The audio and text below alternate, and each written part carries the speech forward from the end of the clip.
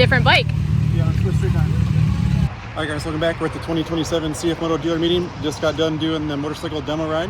And how it works is there's like a group of 10. All these different models go out at once. And they stop 3 times, so it's like a 45-minute ride. And I got lucky. I got to do the 950 Ibex, the 800 Ibex, and then the 450 Ibex. I got to ride all 3 that I really wanted to ride. And I rode them in that order. So super pumped that it wasn't like big, small, middle. So the first thing I rode was this 950. And while the notes are fresh in my head, come on in. First thing I liked about this was the room on the shifter. I know you can't see from your side, but I got size 13 shoes. So I really like the shifter. It's really, really hard because they put us on the bikes and we go, and then we stop on the side of the road to make the switch. And unless you really know that model, it's really hard to like take the time to learn the display. Meaning like you don't know what these buttons do as you're riding it. So it's kind of a weird feeling. I didn't know how to adjust the dampener, and I still don't. And so we'll learn about that once we get one to the shop. It is like 85, 87 degrees out today, plus whatever the sun's doing. This one I felt the hottest on. If you look down here, you can see and I can feel it because like they're still tinging from the heat and the pipe. You can probably hear that. So that was definitely the hottest bike of the 3. I like the shifter the best. My knees felt great, plenty of room for my leg. Gosh, thanks hot because it's so hot out. Display was easy. So if you look right here, miles per hour was real easy for me to see, and the gear, probably the 2 most important things I could see right away. Now this I wish went a little higher. I don't think anybody messed with it since we got back, but I'm pretty tall. I'm like 6'5", 6'4", 6'5", and I could feel some of the wind. I had a motocross helmet on too, so of course I'm catching like the duck bill is catching the wind. So let's jump to come on up here. This would be the second bike I rode. This is the 800. I think I like the power on this one the best. I don't know why. We were on like tighter, twisty. We weren't off-road though, so we weren't actually doing adventure bike stuff. We were just doing like beautiful back roads. These houses that we passed up here in Elk River, Minnesota, are just gorgeous. So I was really paying attention to those. But I like the power for the roads we were on the 800. The 950 was so fast. I didn't need that much power. We didn't ride at night, so I don't know what the headlights would feel like. And I think the shifter was the worst on this one as far as split peg to shifter distance. It was really, really close. And with my bigger shoe trying to fit in there, I noticed it right away. Not a big deal because you're not shifting a ton. A lot of leg room on this one. The display on this one, I'm waiting for it to populate here. This is, yeah, so now it's in rain mode. It was in sport when I rode it. Maybe that's why I like the throttle the most on this one. Because I had it in sport mode. Somebody must have flicked it to this, which is fine. So that's the display.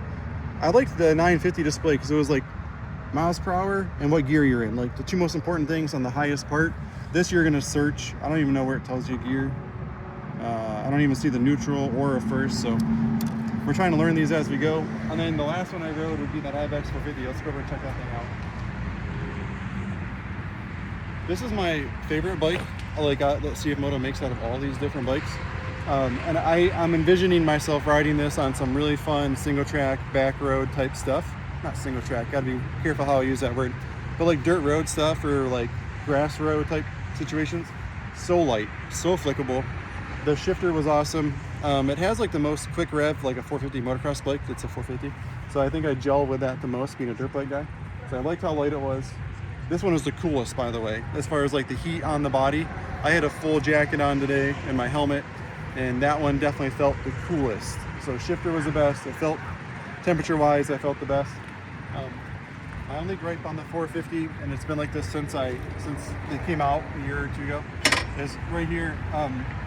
If my foot is like on the peg, like where you'd want like your heel, or I'm sorry, the ball of your foot, like if you're shifting, like riding a dirt bike.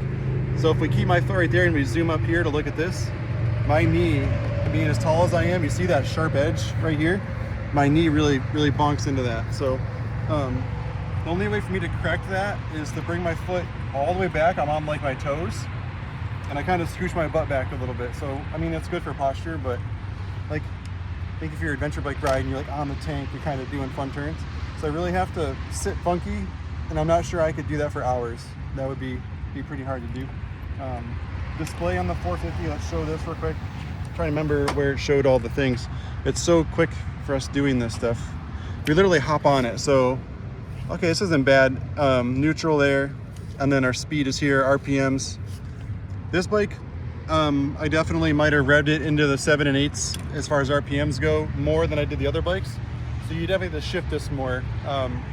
It's a 65 mile an hour 2-lane expressway, 4-lane out here that we just came back in on, and we had to get on an on-ramp. And this thing, I was in a 6th gear, 65 miles an hour, and I probably wouldn't have wanted to run like 80 for any amount of time on this bike. So those ones, the 800 and the 950, definitely better if you're gonna go do like more cross-country riding, where I think this is fun for around the, if your goal is just to ride like where we live, like Allegheny National Forest, all that kind of stuff, and you're just doing like day rides from the house all day long, I would ride this bike.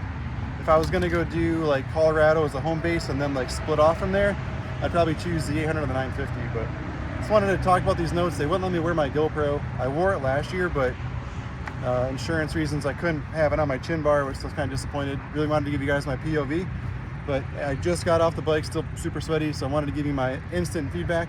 Thanks for watching. Enjoy the ride. See you in the trail.